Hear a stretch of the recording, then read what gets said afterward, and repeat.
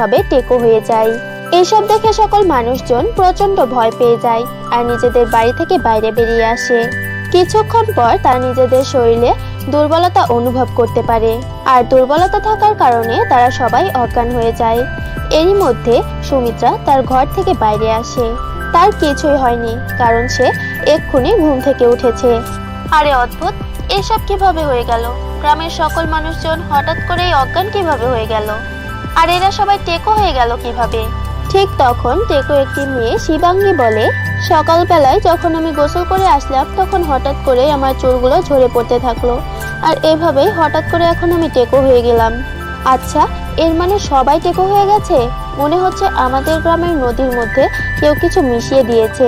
দেখো সুমিত্রা, এখন শুধু তুমি ঠিক এবং সুস্থ সবলভাবে আছো, তাই তুমি একমাত্র আমাদেরকে সাহায্য করতে পারো। প্লিজ তাড়াতাড়ি কিছু করো না।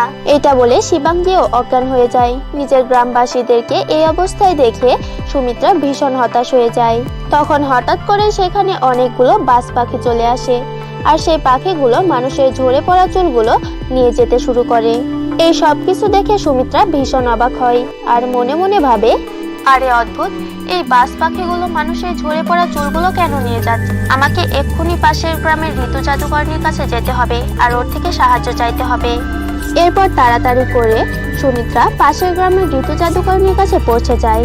এরপর সে ঋতু জাদুকরণীকে বলে, জাদুকরণী, জানি না হঠাৎ করে আমার গ্রামের মানুষজন গোসল করার পরেই টেকো হয়ে গেছে, আর এর কিছুক্ষণ পরেই এরা অজ্ঞান হয়ে যাচ্ছে।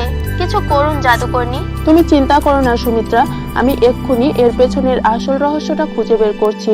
এটা বলে জাদুকরণী তার জাদুর গোলকের সামনে বসে এবং জাদু করতে শুরু করে। তখনই সে তার গোলকের মধ্যে দুষ্ট জাদুকরণীকে দেখতে পায়, আর সেই বাজ পাখিগুলো সকল চুলগুলো নিয়ে গিয়ে সেই দুষ্ট জাদুকরণীর কাছে জমা করছিল। এসব দেখে পাশের গ্রামের ঋতু জাদুকরণী বলে, আরে না, এ তো খুব খারাপ জাদুকরনী। এ নিজের জাদু শক্তি দিয়ে গ্রামের সকলের চুলগুলো এক জায়গায় করছে, যেন এর সাহায্যে এ সর্বশক্তিমান হতে পারে। কিন্তু ও এটা